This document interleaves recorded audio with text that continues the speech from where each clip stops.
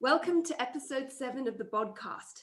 Today we have our favorite registered dietitian, Ashley Kibutha. Again!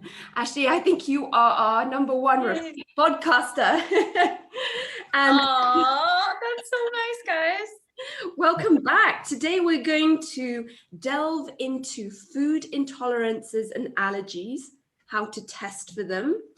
We're going to talk about IBS and bloating and Fodmaps, and it's going to be a really interesting discussion, as I think, as always, in the sort of nutrition world, there are lots of trendy sort of, tests to do, or I think suddenly everyone is a gluten intolerant and dairy intolerant these days. So I think it'll be a great conversation. And thanks so much for coming on again. Yes, thank you so much for having me. It's always a pleasure to be back with you guys. Welcome. Right. Well, yeah, I think let's get straight into it. I'm sorry for the background birds here. Yeah, back. Just keeping it real, reminding people we're in Kenya. I love it. I know. Well, it's a topic of interest for them too, obviously. Yeah. Yes. Oh, jeez. Right. Well, should we start with sort of food intolerances and allergies? Yes. So I think that's a really good way to kind of start and understand that there is truly a difference. And many times people are using them interchangeably. So the food intolerance is really just a digestive system response. So it's totally localized to the gut. Whereas when you have a food allergy, that is actually signaling the entire immune system, and that can impact the entire body. And that can be more severe, and that's where it can be life-threatening. So the food intolerances are usually just minor symptoms when compared to an allergic reaction. So an example of a food intolerance would be lactose intolerance. So they just can't handle the carb or the sugar that's a part of dairy products. And so, in some cases, just taking an enzyme can help break that down and they will be just fine. Whereas an allergy, you do have to truly avoid that food. And again, symptoms can range from, just gut distress to I can't breathe. So again, those allergies are much more something to be concerned about, but not to say that we shouldn't be mindful of the intolerances as well. Does that make sense? It does. And I think it's really important that people know the difference. Because I know when I worked in hospitality, everybody that came through was like gluten intolerant. And I'd be like, are you a celiac? Because I wanted to know how extreme it was. And they'd be like, what's that? So I think, like you say, people confuse the two a lot. They do. And then to also go off that point too, many times people assume because they have a symptoms that definitely means I'm intolerant to it. So like with gluten, I hear that all the time. So again, just educating people on what foods actually do have gluten, what are your symptoms, and where are they truly coming from? Because, people will say I'm doing a grain-free diet, right? So then technically by default, they're usually avoiding gluten. Then when they bring the grains back in and the gluten back in, they say, oh my gosh, I'm so bloated. But actually, it's probably because now they're taking in more fiber and not enough water. You see, so many times we're just overemphasizing this intolerance. And when we actually take a look at, okay, what actually did I change in my diet here? What's going on? Many times they're over, I don't want to say overdiagnosed or just like overemphasized, and people are just like thinking they have an intolerance to so many different things. So again, always important to make sure you're talking to a registered dietitian or a proper allergist to make sure that, we're not avoiding foods unnecessarily because that really can cause issues in terms of getting overall nutrition, if we're avoiding so many things, and especially with kids. Many times parents are on these very restrictive diets because it's, they say they have this intolerance or misinformation and things. And that can really cause issues in children's development and if they're not getting the proper nutrients from other foods. So other things to keep in mind. Like I remember when I was young, like a long time ago now, but generally you didn't hear about gluten. A little bit you heard about a little bit of lactose intolerant, But then all of a sudden, overnight, everyone became I know. gluten and lactose intolerant. Some celebrity somewhere must have mentioned it, and it became super trendy to be sort of gluten, Yeah. intolerant. And no one's had a test. I mean, people self-diagnose using Google, or we've been told they're gluten intolerant via someone else saying their symptoms.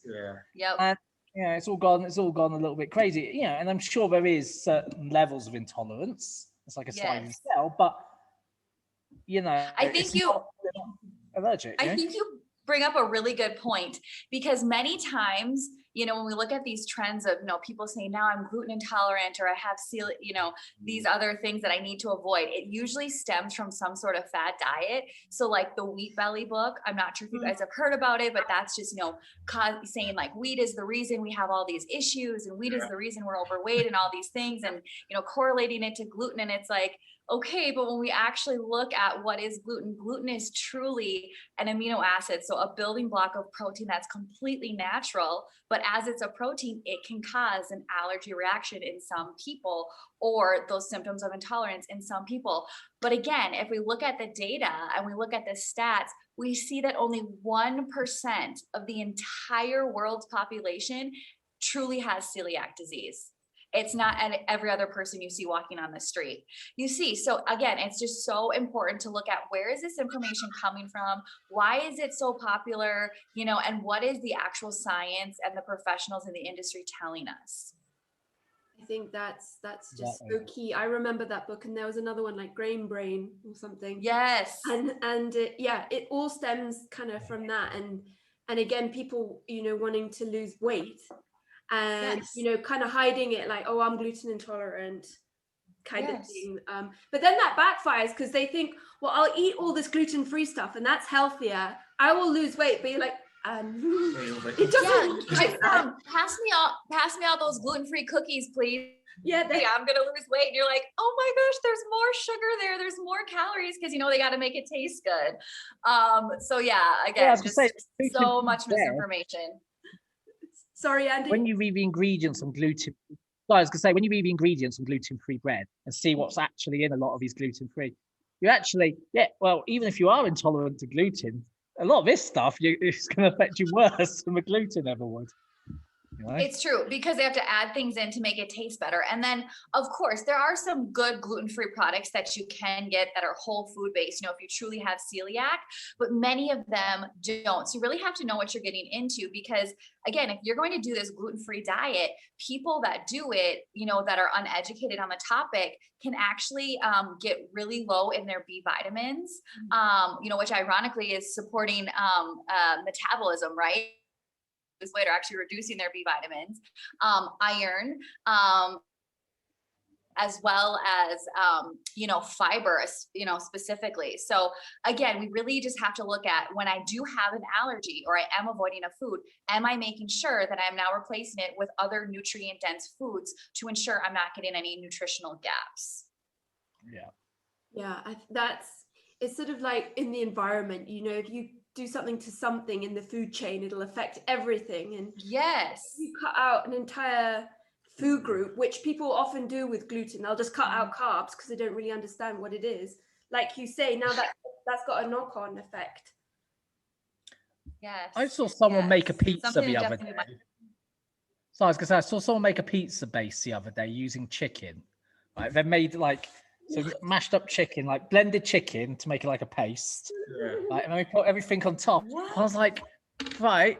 I was just thinking, like, the amount of protein that consume, the amount of just calories you've just turned that pizza into just by adding stuff to, make a base, just because you think you've got some sort of gluten intolerance you've probably never had tested. Oh my God. Right? So funny. I have never heard of that one. That is a new one. Wow. Very intriguing. So actually, maybe you can tell us, like, I don't know where they get them from. It's probably all online. It's probably. Sorry? No, we're saying it's all online. Oh, right. Like, carry on. No, I was just going to ask, actually, like, to tell us a bit more about gluten, where, because you've said it's an amino acid, but sort of what foods are in, and sort of a bit more about that. Yeah, so that's a great question. So gluten is found in wheat, rye, and barley. So if you truly have celiac disease, you need to avoid those ingredients, those grains, really at all costs, because you're going to have, severe reactions to that. You're not going to feel well. And people with celiac are usually quite sensitive, as are people with other allergies, other food allergies. So you also have to be very aware of cross-contamination. I mean, if you're even using the same toaster, as somebody who just put a slice of wheat bread in, that can cause a reaction, using the same cutting board that hasn't been washed appropriately, a knife, or if you're like, dipping it, the knife in butter and then putting it on your bread that's gluten-free, but somebody before you used wheat, so those small things can really trigger it. So again, getting back to the actual grains that have the gluten in it, it's the wheat, the rye, and the barley. And then the rest of them are gluten-free. The other thing people need to be a bit concerned about is oats. Not that oats have gluten in them per se, but it's this idea that many grains are just kind of packaged together, or they're not really separated appropriately, and so you can get a lot of cross contamination. So it's not necessarily that oats are truly gluten-free. They don't have gluten. So when you buy like the gluten-free oats, if you have celiac, that just means that they took extra precautions to make sure that it was not cross contaminated with any gluten containing grains. Mm-hmm. Yeah, no, that's interesting. And I mean, so gluten intolerance is a common one, and then so is, I think the next one is probably dairy intolerance. And so you want to get to like the 8 common allergens. What are the most common allergens in the world? Maybe good. Yes. Okay, perfect. So it's actually, milk is actually the most common allergen, believe it or not, especially among kids. And then in no specific order, there's also shellfish, peanut, tree nut, egg, wheat, and soy. Did I list 8? I always forget one. How many was that? So let's do it again. So milk, egg, wheat, soy, fish, shellfish, peanut, tree nut. I got them. There's the 8. So it's actually wheat itself, so not necessarily gluten. Remember, wheat is only one of the grains that have the gluten. So if somebody is truly celiac or has the gluten allergy, it's actually the wheat, rye, and barley. So I hope that's clear. But so again, you see gluten is not one of the main allergens. Wheat is. So yeah, again, 1% of the world's population truly has celiac. So it's really important to, again, work with a dietitian and an allergist to see what's causing my symptoms. Why am I having them? Is it something else, or do I truly have celiac, or this wheat allergy? Yeah, I think that's important. And just a quick question: can you make yourself intolerant by cutting out a food group entirely? Well, not food, like gluten. If I cut it out entirely, because I do find that sometimes with myself, I don't cut it out because I'm gluten intolerant. I just sometimes don't have the calories for it. And then kind of when I have it again for the first time, I'm like, ooh, hello. Yes, I hear what you're saying. So, technically you can't make yourself like intolerant, or you can't make yourself have an allergy to it. But kind of what I was saying in the beginning, it's sort of that our body got so used to not having it, and then when we look at the products that have gluten, for example, it's your breads, it's your grains, they're so heavy in fiber, like so much fiber, that's usually what's causing that GI distress, is this overload of fiber in a small serving compared to what you're used to having. So usually that's what it is your body your GI just getting used to that overload of fiber, and then making sure, am I drinking enough water to compensate now for that extra additional huge dose of fiber? So I find that that's usually what it is. So, anytime you're bringing something back in your diet just to help your body get, used to it, acclimated to it, if you're kind of experiencing some of those symptoms, just do smaller amounts and then see. But yeah, you can't, as far as I know, I stand to be corrected. You can't induce an intolerance or induce an allergy to something. That makes complete sense. The way you've just said that. Yeah. Good.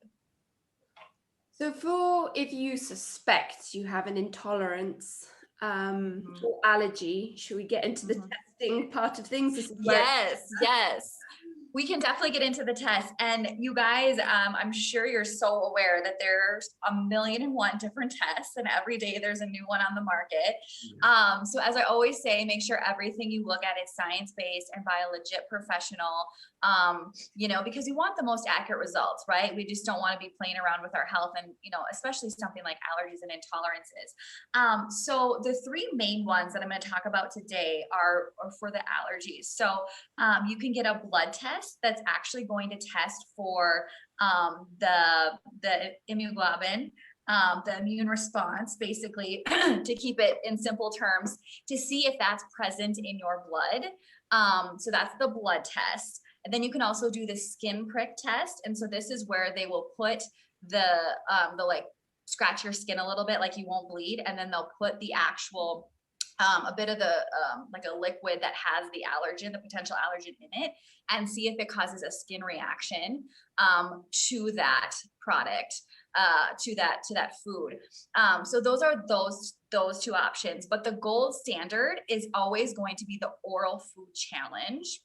And that's where you're in the, under medical supervised, in an office, in a setting. So where practitioners are there, if you are having this reaction, so where they're going to give you a certain amount of this potentially allergenic food, and they're going to watch you, and they're going to record your symptoms and how you react. And why that is the gold standard is because 50 to 60% of the skin prick tests and the blood tests are actually false positives. So they're over-diagnosing these allergies. And some of the reasons for that is that, let's say, so the protein from the food that they're putting on your skin is actually an undigested protein, right? Because it hasn't gone through your GI tract. So it could be that it's an undigested protein that you're showing this reaction, but if you were to actually consume it and have it broken down appropriately, it's not going to cause a reaction. So that's one reason.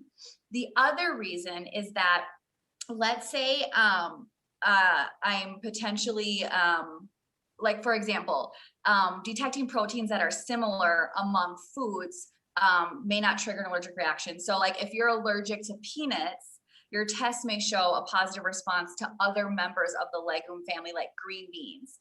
Even though you're not allergic to green beans, because it's related to the peanut family, which is all in the legume, it's going to have similar proteins. You may show that you're allergic to it with this test, but in fact, you're not. Does that make sense? So that's why the best way we can do this is that oral food challenge, to literally take the exact food, have it go through the digestive process, and now see how is my body reacting to it. So among all of these other technologies that are coming out, the doctors continue to go back to that oral food challenge. And that can also be used as, a way to see if people have also outgrown their allergies, because many times we'll have allergies as kids and then we'll outgrow them. So it's another way to be really effective with that. But again, it's very important to note that we do want to be in this proper medical supervised, situation. So if anything were to go wrong. But yeah, then that avoids, that false positive and all this misinformation. Now you're, limiting your diet and avoiding these foods when potentially you don't need to be. I was going to say, I think the important thing, what you said, was to do it under professional supervision. I think a lot of people give themselves elimination diets. Yes. They sit at home and they're trying to decipher their symptoms. And they're often trying to find symptoms to just prove a point. Like the reason I'm overweight isn't the amount I'm eating, it's because I'm bloated from wheat. So you find the answer rather than actually doing a scientific experiment. Exactly. So many people try to do these elimination diets, like you said, and do them on their own. So, they're eating a very imbalanced diet. And especially we worry about that with kids, right? So again, elimination diets may be necessary, but under, working with a registered dietitian to ensure that you're getting nutrients adequately, working with a doctor, and making sure that you're doing it for the appropriate amount of time and not this excessive amount. The other thing with the oral food challenges is that there's different ways you can do it, but there's double blind ones where the person who's giving you the food doesn't even know if it contains the allergen, and neither do you. So it's very, accurate that way.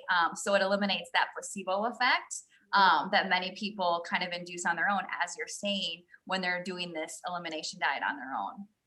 But doesn't the oral one just take long? Because imagine you have a list of foods.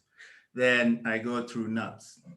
I'm allergic to nuts. I get the reaction, whatever happens. Then you have to wait for the reaction to go down or the meds. Then I guess you put the list, okay, peanuts. Then you have to come back and do whatever, I guess, avocado or something bad like that. Yeah, exactly. So again, another reason you need to be in that medical facility is if your reaction gets out of control, they can give you the appropriate meds to do so. The other thing that's important to note with, the skin test and the blood test is if you're on antihistamines, like because you have other allergies, like, from the environment, if you have that in your blood, you're also not going to show that allergic reaction as well, because that's going to mitigate that. So it's very interesting. Again, just showing the inaccuracies of that. Actually, sorry, I meant to say that if you have histamine in your body, it's going to show up positive, because histamine is what comes out when you have a reaction. Sorry, so the opposite of what I said. So when you're on those antihistamines, they will show up positive on those blood tests when you're actually not allergic to it. It's just that you have the antihistamine happening, the medication. I was going to say, the issue I've got is health food stores around the world, and including Kenya, give out tests for intolerances and allergies, and where they've had no formal training, but they wear a white coat in the shop, and the person goes in, and you can kind of get suckered into believing the person there actually knows what they're talking about, when It's so true. That's why, again, we're just in this world of misinformation. We're in this world of influencers. We're in this world of people trying to make money, people trying to sell allergen-free products, all this stuff. We really have to know who we're going with to get the best advice, to get the best diagnosis, to truly understand from a science-based perspective. So yeah, there's a lot out there, and you can just Google, and you're going to be there for the next 5 days trying to, go through all the information that there is available and all the different testing.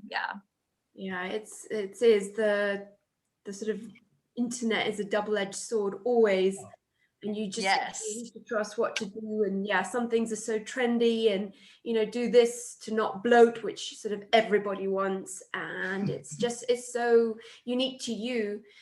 So if someone suspects they have an intolerance or allergy, could you walk us through, like, what would be your ideal sort of situation that they'd go through? Yeah. So what I would like them to do then is, they would come in, they would say, hey, I think I have this allergy because of XYZ, so what I would like them to do is keep a food journal, or if they have this intolerance, so they can, write out their meals very specifically, what time they're having them, when they're getting their reaction, what that reaction is. And then we can see, okay, what is the main culprit here?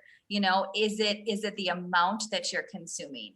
Is it how often you're consuming it? Is it based on your symptoms, is it intolerance like, or is it an allergy, like? Then do we need to, look into some of those tests, like the oral food challenge, things like that. So first of all, I would start with a food journal, because that can be really insightful. And then also alongside that is keeping, with the symptoms, a stool journal, because that tells us so much about what's going on in our GI and that sort of thing as well. And then helping to say, is this an intolerance or is this an allergic reaction? So thinking, am I showing skin conditions? Am I showing other things, or is it all locally based in the GI? Also, and then we would proceed, to eliminate that product, the potential offender, and then see if the symptoms resolve that way. And then if it's an intolerance, take it out and then slowly introduce it back to see if you're able to handle a certain amount or just no amount at all. Also, this is just in regards to what Andy mentioned earlier. I don't think we'd started the podcast, but it's like, say, let's even go 20, 30 years ago, There were no, well, I guess no known allergies, intolerances, and all this, everyone suffering from some kind of intolerance. What would you say is the reason? Is it like overprocessing of food? Is it the number of new foods around, the number of products being sold, that all of a sudden, even kids, especially nowadays, there's always, like there's always a kid with a certain intolerance, allergy, or as compared to a few years back when, when it was like very rare, like an allergic reaction or lactose. Yeah. Like it was very, Yeah. like I remember even with my friends, like I remember only one friend out of, like high school, primary, who had a lactose intolerance. But now you go and it's just the talk. I'm intolerant. Mm-hmm. I'm allergic. Mm-hmm. Yeah. You're right. The CDC does say that the prevalence of food allergy in children has increased 50% between 1997 and 2011. And from 1997 to 2008, the prevalence of peanut or tree nut allergy has more than tripled. Now that's specific to the US population, that last stat I gave. So it's very interesting what's going on. And honestly, I don't have an answer for that. And it would be very interesting to talk to allergists and say, what is it? Many people will say it's the genetic modification of foods, but if we actually look at genetic modification, there's only like 8 or 9 genetically modified foods in the entire world, and also when something is genetically modified, you're not actually, making it more allergenic either, if we get into the biochemistry of it. Because, they're very concerned about that. They don't want to increase the allergies. So it's very interesting that honestly, I don't have an answer. I look and I'm like, okay, is it we're more aware of these things? We're actually diagnosing them more often. It's probably a combination. The other thing is, are we not introducing these potential allergens at a young enough age? Because research, we used to, when we were kids, right? They would say, hold off on all potential allergen foods until the child is at least 1 or 2 and hold off as long as you can, and now the research is saying the opposite. So the earlier you introduce the potential allergenic foods, the less likely they are to have that allergy. So I don't have a good answer to that. And I'm also very curious about it. But I would say that there's probably a variety of things. It's definitely, not just one thing.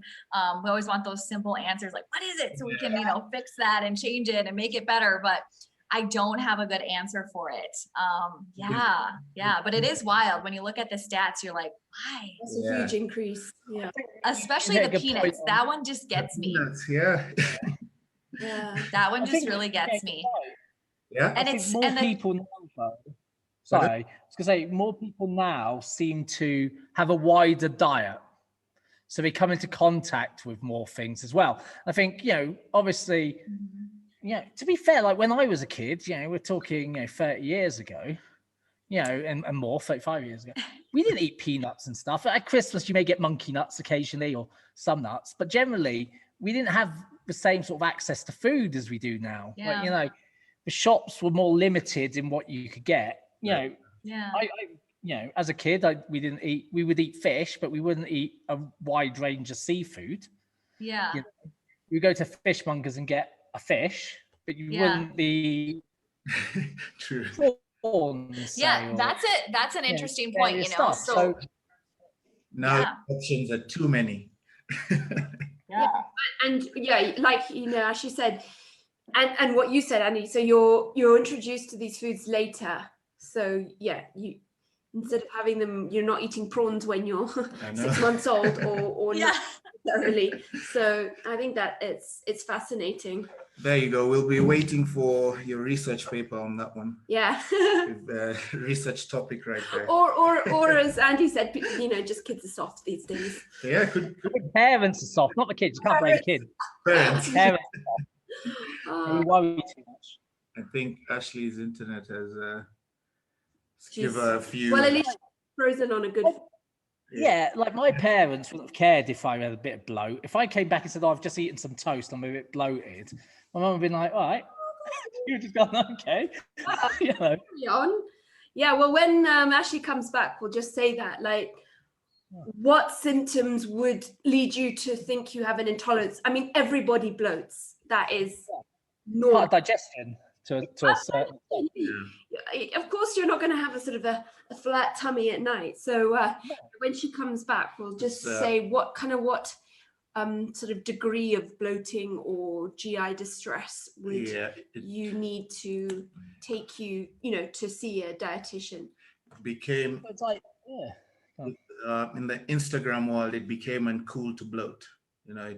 Well, yeah, exactly. And it's like trying to say you've got to have a flat stomach throughout the day. Yep. And the reality is, most people have a bigger evening meal because they've eaten on the go all day, and suddenly now they're sitting down at home, they eat properly, and they're not moving. You're going to have a slightly increased stomach size.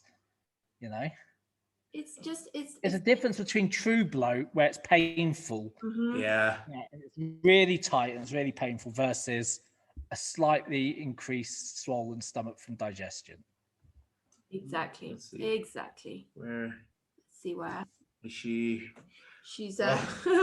We lost her. We'll continue. Healthy you took it down. Yeah.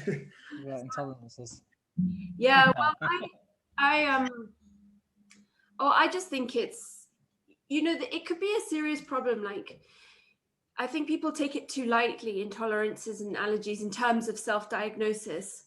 You really should work with a nutritionist or a dietitian. Because an actual allergy is something really serious. Yeah. Like, maybe having a slight digestive distress after eating a pizza doesn't mean you're lactose intolerant. I always joke that I'm lactose intolerant a little, because pizza almost seems to go right through me, but that's probably due to a massive amount of fat in it. Yeah, true. Nothing to do with the actual dairy. Yeah. I think we get so obsessed. We're like, oh, I know it's that. I know it's. You want to blame something. Yeah, or just the enormous quantity of food. I think mine was the opposite. I denied it for a long time. Well, that's like with pizza, for instance. Yeah. People want to say, I'm lactose intolerant because I was bloated after eating a whole pizza. Yeah. Just eating a whole pizza. A lot. A lot of salt, a lot of carbohydrate. And then you're eating it alone. It's You just can't handle it. No, and you're not meant to. It's not a healthy food choice. It's not meant to be. But people want to be able to say, it's due to intolerance, rather than saying, actually, pizza's just not good for you. It's just not good for you, yeah. It's delicious, but it's not good for you. Yeah. Well, I also think that even if you don't have any known or suspected tolerances or allergies, it's still good to keep a food diary. It's so interesting because I agree. at the times, when you eat, and then like afterwards, when you perhaps feel bloated or have the runs or burping or something like that, and you learn so much about yourself. And I think you can do that anyway. You guys, sorry, was it just me that got disconnected? Yeah, don't worry, Ashley. We were just. Don't worry, you were smiling. You were smiling. You left on. So sorry. No, don't worry. That's normal. It's never. It's normal. It's never a podcast episode if we don't have internet problems. Yeah. This is true. This is true. This is true. So catch me up. Yeah. We were just saying. We wanted to ask you kind of like what level of, bloating or GI distress would you need symptoms to think that you have an allergy or intolerance, and to see someone like yourself.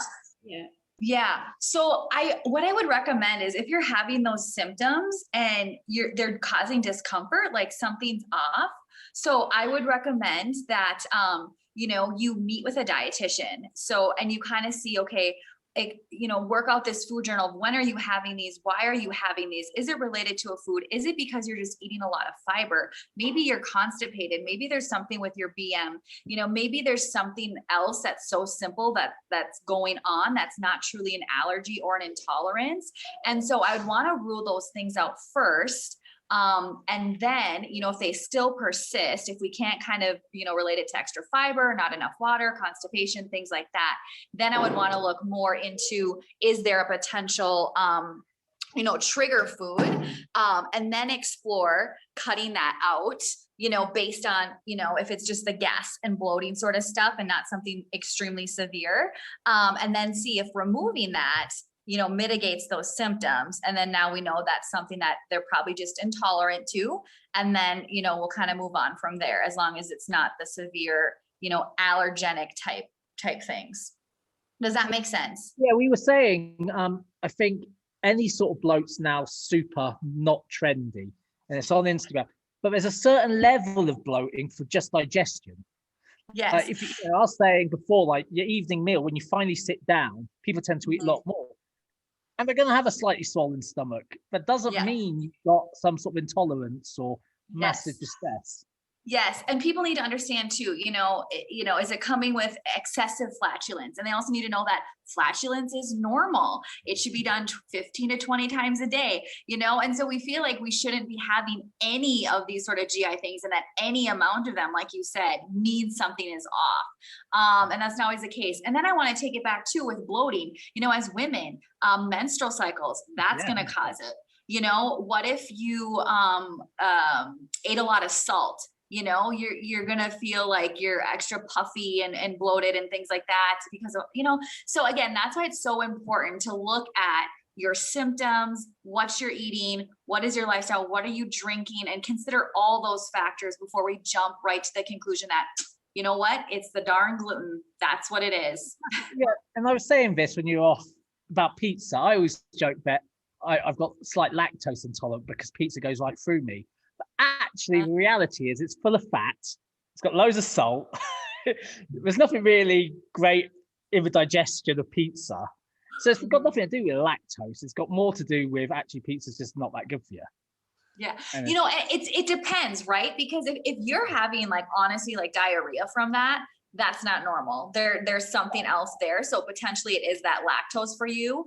But yeah, depending on, the type of pizza, it's probably not, most pizzas are not that healthy. Although I will say, as a dietitian, you can make everything healthy as long as you're choosing good ingredients and making it at home. But yeah, you could have your puffiness, your bloating. There is a lot of sodium. Maybe you overate. I mean, who eats the right amount of pizza? Massive pizza. When you eat a whole massive pizza, there's going to be some digestive. You're going to feel sick. Yeah, exactly. Exactly. So I find that a lot of times we're rushing to conclusions. And that's kind of just we want answers now. We want to fix this now. We want to be perfect, and I think we just need to take a step back and say, okay, what did I really do? What is the big picture here? How often, does this happen to me? What other factors are contributing? And then again, reaching out to the right professional to help you understand what's happening in your body and why, and if that warrants further looking into that intolerance or that allergy. Yeah, I think right there, what you've said is if we could just somehow make that go viral, because people are quick. Thanks, Leon. Yeah, just take a step back, analyze.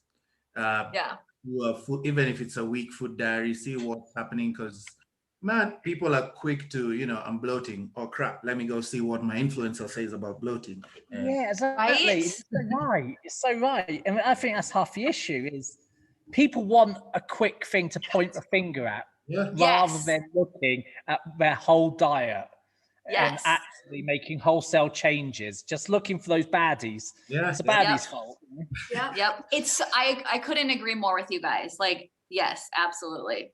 Absolutely. I remember that. And I definitely don't. Oh, go ahead.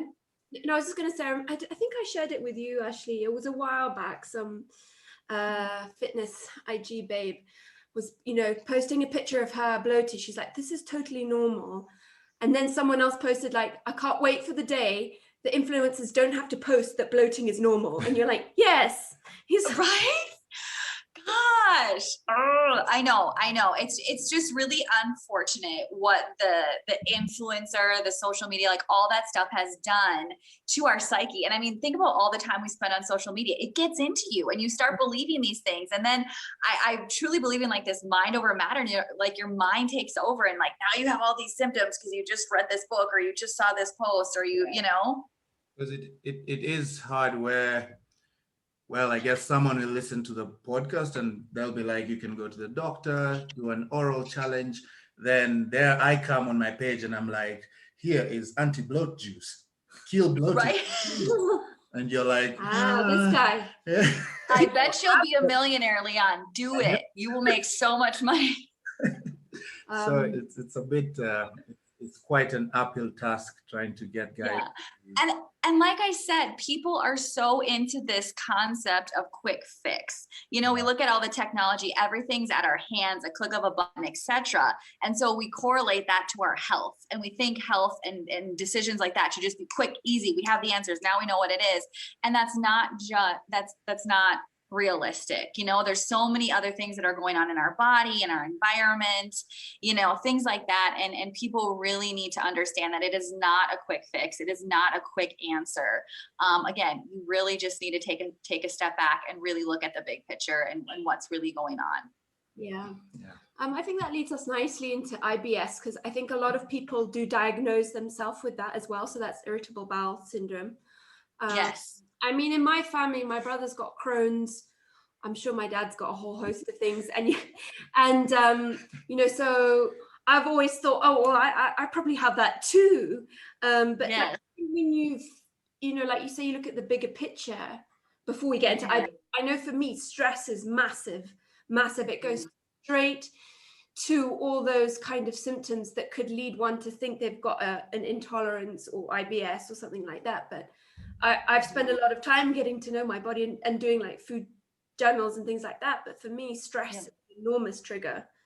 Yes. And I love that you recognize that, because there is such a brain-gut connection that we cannot underestimate.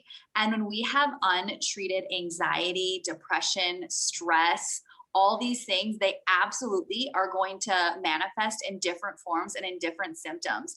And so, you know, in fact, I met with one client who thought she has, you know, IBS and she needs to do Fodmaps and things. But in talking with her, it truly comes down to she has a lot of stress, a lot of anxiety that's that's not being treated, even though her doctor says she should be on these things. And I said, you know, before we go into this very restrictive diet plan, let's get that stuff sorted out first. And then now we can make a better judgment call on, is this actually an isolated, you know, dietary incident? Or once we mitigate those other factors, is this going to heal on its own? So that's an excellent point. And I don't think we give stress enough weight when it comes to so many of these other issues that are manifesting in our body. So again, excellent point. And I think you guys need to do a whole series on the mind-gut connection, and just how significant that is, you know? Even like I look at myself, and I'll share this example, like, you know, so I have anxiety and I'm very open about that. And if I have, you know, I'm on medication, but if I miss a day or something like that, it manifests as GI symptoms. Mm-hmm. So, you know, I could say I have IBS, but then it's like, all right, Ashley, what did you do today? You overworked, you didn't sleep, you missed your meds, you know? So I think we have to be very, very aware of that. Yeah. And I think people are quick to say we've got IBS and don't realize how serious actual IBS or Crohn's disease, or, you know, or when you get to the far end, ulcerative colitis or something. You know, my brother-in-law was in the Navy, working on submarines, and his got so bad as Crohn's disease, he had to leave the Navy because he was in hospital. You know, and that's like the real end of the actual disease, rather than, you know, digestive distress. And, you know, it's knowing the reality. Yeah. Yeah. And I do want to acknowledge that IBS is a real thing and people really struggle with it, and I don't want to make it sound like, oh, just manage your stress and you'll be fine, but just to take a look at that whole picture, the holistic approach, your lifestyle, all those sorts of things. But IBS is definitely a real thing to many, many people. And like I said, so many of my clients struggle with it. So, what it is basically, it's a really common condition that affects the GI. It's the digestive system overall, those symptoms of cramping, bloating, diarrhea, constipation. It is usually this lifelong, situation. And what's so hard about it is that the exact cause is unknown, right? And many times it's so many things that are impacting it. But what is really encouraging for me as a dietitian is the Fodmaps diet. That's a newer, in the dietitian world, nutrition world, a newer diet that's like the only one that has scientific evidence to support, that it does help mitigate IBS symptoms, which is really exciting. So when people do have this, by going on this diet, they're usually quite successful in feeling better and at least helping to better manage those symptoms. And again, it's not just a one thing, it's not just doing this diet. It's how is the rest of my lifestyle? How is, my stress, all these other things as well. Yeah. So, irritable bowel syndrome. So can you just take us a little bit more into depth in? I know there's so many different symptoms, and you can go from constipated to diarrhea in yes, a day. Literally, or the same day. Yeah. It's and what are there certain sort of trigger foods for that? And I know it's a lot of other things, but what kind of symptoms would someone have, that you would then say, okay, please come and see me, this could be IBS?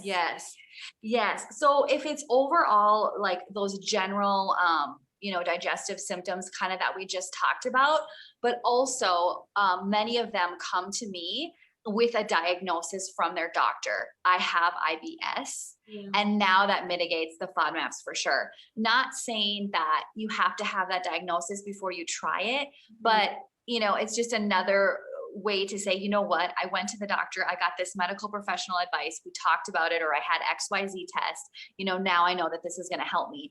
However, this diet, it is restrictive, but you can still get your nutrients if you do it right. So for people that have some of these symptoms that are unresolved, as long as they work with, a dietitian and their doctor, they can do it successfully and see, are their symptoms being mitigated through this diet? So it's really, it's so individual, that's the hard thing. But again, if they're having symptoms like this that are nonstop, that are not going away, it's every day, they can't pinpoint one certain food, they've been to doctors, they've tried this, then I would say, let's try Fodmaps, once all other things have been looked at. Yeah. So what are Fodmaps? Oh, their name is long. It's so long, you guys, and I'm totally going to butcher all these words. But anyways, so Fodmaps. So what it stands for is fermentable oligosaccharides, disaccharides, monosaccharides, and polyols. So basically what those are is, Say that 5 times quickly. Oh God, right? Oh man. Challenge for everybody listening to the podcast. They can say it 5 times quickly. But anyway, so basically these are short chain carbohydrates, or like sugars, right? That's what, carbs eventually are, that in the small intestine, they are absorbed poorly. Okay. For everybody. But some people are going to experience this digestive stress more significantly than the average person, okay, after eating them. So when they're getting more of these symptoms, constipation, diarrhea, cramping, stomach bloating, gas, flatulence in excess, remember, because some of the gas and flatulence is necessary and to be expected, right? Then that mitigates, okay, let's look at this Fodmaps diet where it's focusing on foods that are lower in those specific types of carbs. And so it gets very specific in terms of eat this fruit, not that fruit, eat this vegetable, not that one, eat this protein, not that one. It is also gluten-free and dairy-free as well. So again, you can see it can be quite restrictive. Again, if you're working with a dietitian, to have a very balanced plate, making sure you're getting all of your macronutrients, all of your micronutrients, you can do that. And now because,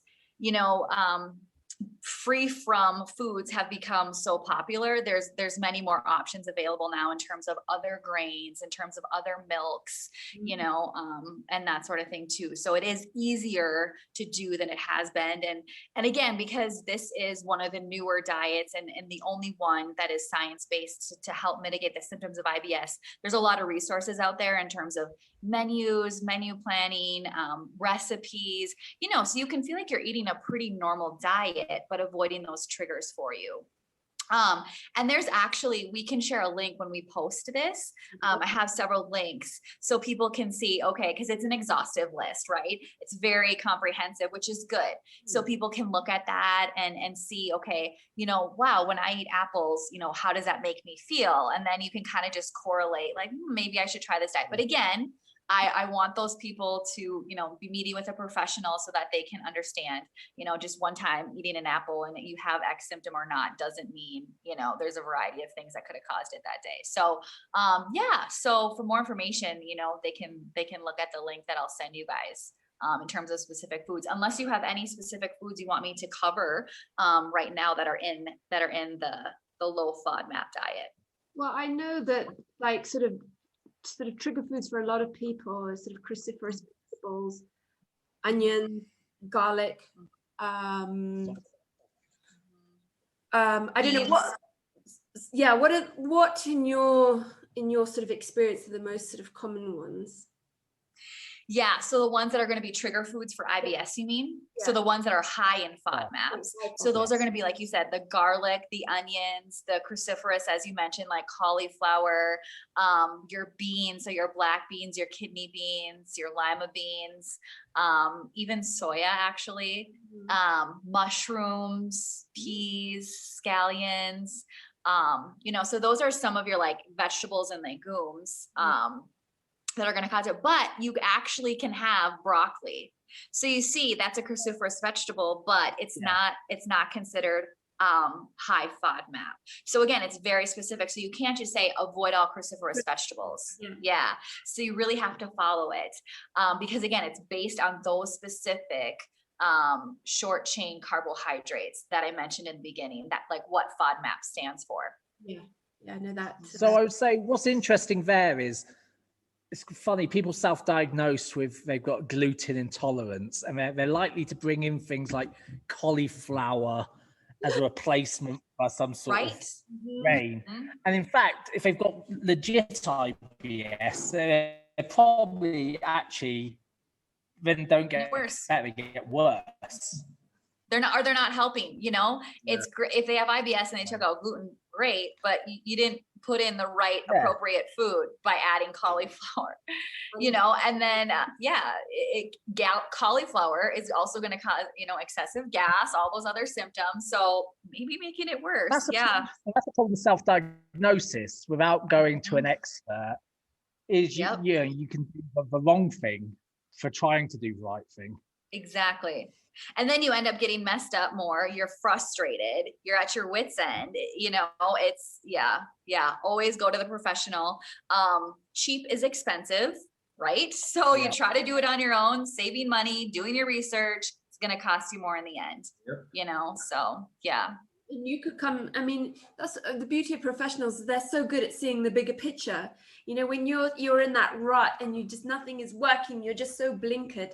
Whereas you could probably look at their diet, look at their lifestyle, be like, right, it's glaringly obvious what what you need to do. Yeah, well, when you're in the trenches, you can't see the wood from the trees. You want it to be something. There may be something bigger that you're not seeing.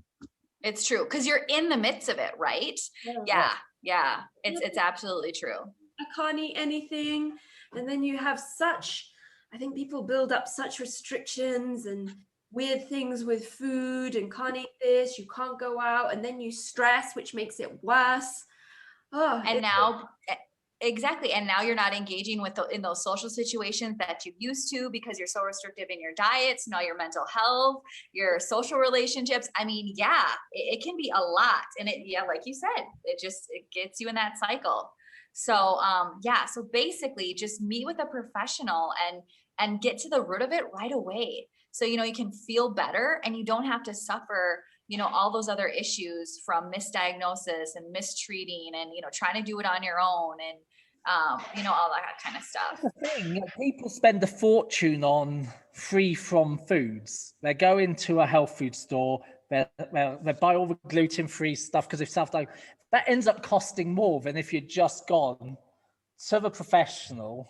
So true. and dealt with it quicker, And you didn't even and you probably didn't even need to buy all those free from foods or maybe just some of them. And I will say in Kenya, they are, I thought they were expensive in the US.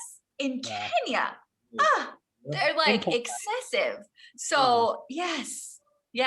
And then again, we have to remember, we also have this idea that any free from food is better for me. Because it's free from this, it's free from that. And that puts this thing in our head that if it has that ingredient, it means it's bad.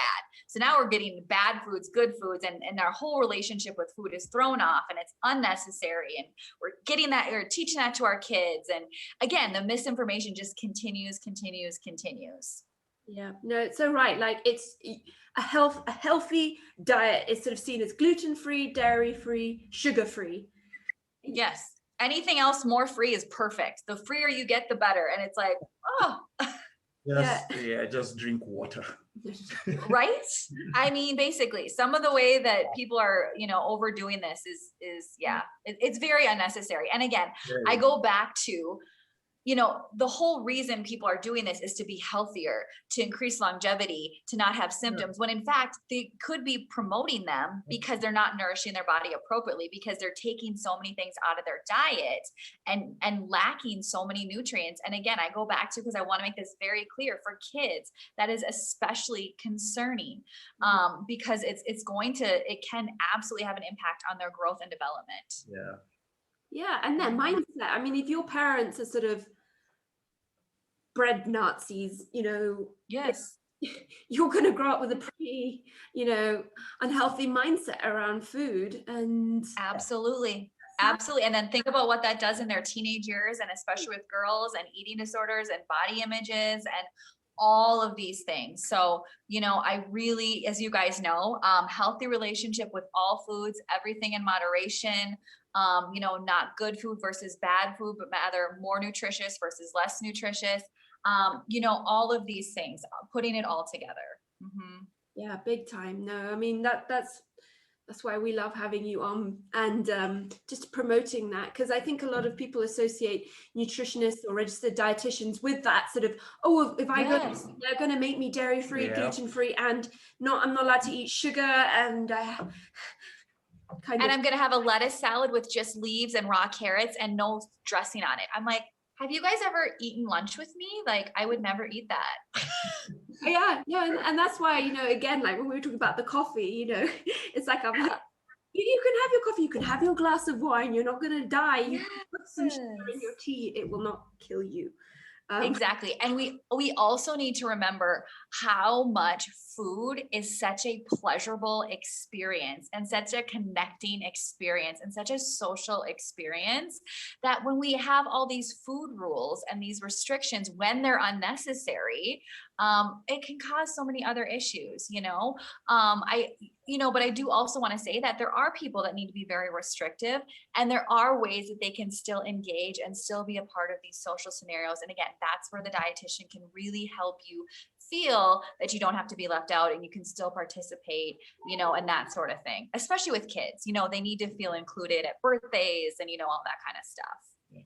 Well, that's the funny thing. Food being enjoyable is actually part of the digestive process. Mm-hmm. Sort of mastication of food, being able to get enough saliva because you actually want the food. When you've just got a pile of salads with no dressing on, your mouth goes dry. There's no interest in that food. Yeah, and it's like, why are you eating?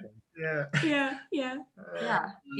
No, you definitely appetite and And then, like you said, getting those saliva juices going, because honestly, they are where the digestive process starts, is literally in our mouth with our saliva, and that chewing, the mastication. And so, you know, I always tell people, like, because some people get into these fads of drinking smoothies for every single meal, you're actually missing that whole piece of the digestive process, you know, and also how is that enjoyable? So again, there's a reason our bodies do what they do. We're meant to eat, we're meant to chew our food, you know, enjoy it, all of that stuff. It comes down to social media again, because there's a belief when it's juiced, it's less calories. So there's. Or they say it's easier to digest, Yeah, but so that is ironic, isn't Yep. it? You're like, well, but now you're not chewing it. So it's Yeah. social media, internet lies again. We're not really digesting. It's just passing It's through. so interesting, you guys. And also the thing too is when you're doing like these smoothies and things, if you're not doing them right, they're excessively high in calories and excessively high in sugars, Yeah. and can totally lack protein, and Also- fiber and all of it. Massive. So, yes, you know, people like smoothies just have this absolute halo effect, and it's like, Oh, they're fine. You can have them, but my God, if you don't have them, it's okay. Yeah, you can't be having 5 meals out of 6 as smoothies in a day. It is. That's the thing. No. People are messing up their digestion rather than helping it. Yeah. Yes. And again, that would just be so boring. And then I worry about like the balance of their nutrients, their macros, their micros, the variety they're able to consume, you know, who's getting whole grains in a smoothie. Well, it's sort of smooth. I love that term, halo effect. It's so true, because you're like, oh, well, I can put my baobab powder, my spirulina, my moringa, my Your chocolate. and it's just like, oh my goodness, you know, just have a meal with all the macro and micronutrients, chew it, enjoy it, you know, And you're good. A fortune on all the superfood powders. Yeah. Yes, you guys, honestly, that I'm seeing that all the time. It's like, you know, and when I talk to clients, they're telling me all those 3 things they're adding to their smoothie for extra X, Y, and Z. And I'm like, but why? You know, if you're just eating a well-balanced diet with lots of fruits and vegetables and plants, and, you know, you are going to be more than fine. You are just going to be super healthy. You're going to feel great. Yeah, I can't reiterate that enough. Eat real food. Yeah, and I find also with smoothies, you tend to eat them on the go, which again is not good for digestion. You Yep. know, it's like, And you're, you know, 15 minutes down the hatch, and if I Yes. do that, and I have done that, you know, if you are short on time, I always feel bloated. Yeah. yes, there you go. See, Clea, you figured out, boy, and that could totally be what's causing somebody to be bloated, right? But now they're going to think they have IBS. Yeah, true. Am I still there? Okay. I got Yeah. frozen a little bit. The other thing that I want to say is you're also doing it mindlessly then, you know, so you're unaware of, am I full? Am I still hungry? You know, it takes 20 minutes for our stomach to tell our brain it's full.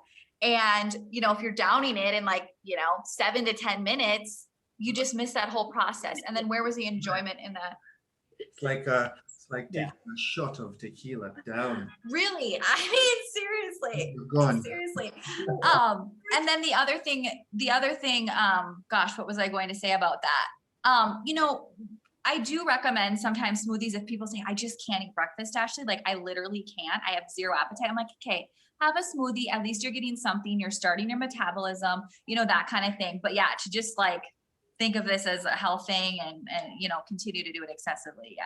I used to always have a breakfast smoothie just purely because I was pressed for time. And Yeah. there's no way I get a meal in, drop car to school, go training. Yeah. So Yeah. I would have it, but I would end up then having to put like fiber in it, you know, ground up linseed, pearl barley, lots of stuff in it. But really, you know, if you can, just eat a normal meal. You know, actually enjoy it and digest it, you know. Yes. Also with And you smoothies, feel more satisfied. yeah, people, Exactly. That's the thing, you feel fuller. yeah, raw vegetables, like, and I think that can cause bloating as well. You know, if you're putting Yes. half a, you know, or a whole bunch of spinach raw, you know, where you would normally cook it, you know, that can definitely, I would say, give you some bloat. Totally, that too. And then think about how many servings this person is having of fruits and vegetables in this smoothie. And then they're drinking that. think about that excessive amount of fiber, which you guys know I'm all about fiber, but you go the whole day without it. And then all of a sudden you have like 40 grams just in this smoothie. And it's like, whoa, of course you're going to be gassy and bloated and have all these symptoms. And that's the thing. People go from 0 to 60 on these sort of things. Yeah. And with fiber, you've got to kind of build up to a high fiber intake rather than all of a sudden you're going to have 100 grams of fiber a day. Yeah. Yes. You're going to get bloated. Yes. Yes. And drink your water when you're doing fiber. I mean, you should drink water anyways, but especially when you're increasing your fiber, or it will get stuck and you will definitely have all the GI symptoms you never thought you would have. So,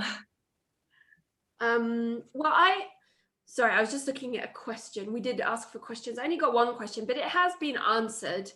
But we can maybe just go over it quickly. It was like, chapatis and cauliflower get me really bloated. Can you combine a different food to reverse this? So I would say that the cauliflower, yes, it makes sense why it's causing somebody to be bloated because it's a cruciferous vegetable. So that would do it to anybody. So that makes sense. So if you're experiencing that, I would definitely say it's most likely the cauliflower. So reduce your amount or substitute it for a different vegetable, non-cruciferous vegetable. And then the chapati, what I find a lot of people in Kenya is because they're so good, we overeat chapatis and we really large ones, so it could be the fact that you're eating too much of them. So I'd look at the portion, and then I would also look at, are you using the white flour? Are you using the brown flour? What else are you eating with that? Because most likely you're not just having a chapati and cauliflower, you're having some sort of stew. Is it a bean stew, that's causing you even more excess gas and bloating? So again, I'd want to look at that whole picture and then be able to advise based on that. And is it every single time they have this combination of food, they see that? Is it with other things? What if they just have the cauliflower on their own? There's just so much we need to explore. So it's always so hard to just ask, just to answer those questions and give like a definitive answer. What's interesting about that question is I listen to it and it looks like they're just trying to say, what foods can I have with them so I can keep eating the chapatis and cauliflower? Instead of just saying, stop eating so much cauliflower, stop eating so much chapati, stop looking for a way to keep doing what's causing the issue. You're just putting trying to put a Band-Aid over it rather than dealing with the actual problem. Yeah. Well, yeah. It's a good question kind of to sum up the whole podcast in that, step one is just being very aware of, what causes you discomfort. So takeaway from this podcast is keep your food journal, try and identify, exactly like Ashley said, like write down when you eat your meal, what you eat, and then note any symptoms. And then the amount, and the amount of food, because that can and then from there, don't go to Google. See a nutritionist or a registered dietitian. You know where to find Ashley. And I think it's an easy two-step process. First, you keep a journal, because I'm sure that's so useful for you, Ashley, if someone comes to you and has that journal as well, because I'm sure you probably make them do that anyway. Work, always work with a professional.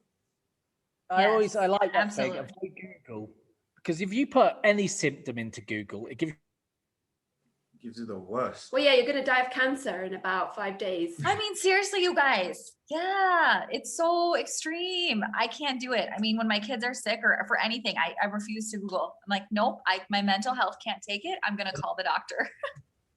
WebMD is the worst. Yeah. Sorry, Andy, you froze for a second there. That's okay. As I was saying, Ashley froze. No, as I was saying, Google's always going to give you the worst case scenario. It's always, you'll think you are dying and you've got IBS and you've got these other super bad issues, and it just makes you go crazy. Where you could have just gone to the professional, saved yourself a lot of stress, and do it. Exactly. And so what we'll do is, we've had you so many times, Ashley's, but we will put your details so people can contact you. And I know you're in a lot of different places these days, which, you know, so people can come and see you in person, which is nice. And if you can send us the link for the FODMAP so that people can go and definitely check that out. And I don't know, are there any sort of parting points you want to put across? Yes, good question. I think we had a really great conversation, you know, and it's been said kind of from you and from Andy, is just really, you know, don't go for the quick fixes. Really try to take a step back, see the big picture, you know, keep your food journal. One day of symptoms doesn't mean there's something going on. You know, are you having your monthly period? Did you go out for pizza last night and eat in excess? You know, are you constipated? You know, and go to the right professionals, the science-based professionals that can help you understand this and, you know, reduce your stress around this, because that's my job. I'm here to help take away that stress so you can enjoy your food and enjoy whatever types of foods can be allowed in your diet based on your individual needs. So I think that that's really the big takeaway, and just, you know, that your diet is part of a holistic approach to wellness. So you can't just try to fix one thing, you know, without looking at the big picture. You know, where's your stress? Where's your mental health? You know, are you exercising? Are you being active? You know, because so many of these things affect the other. So that's really probably what I would want to leave people with. And again, you know, you'll tag me, of course, they'll know where to find me for any further questions. Perfect. Well, that's been so interesting. And as always, we could talk longer, but I think we will stop there. And Ashley, thank you so much for taking time out of your weekend to talk to us about this. I think it's a really important topic. Yes, thank you so much for having me, you guys. It's always such a pleasure. Well, I'm going to go and eat some bread now, I think. Woohoo! Enjoy. I'm going to go have more coffee. Okay. Bye.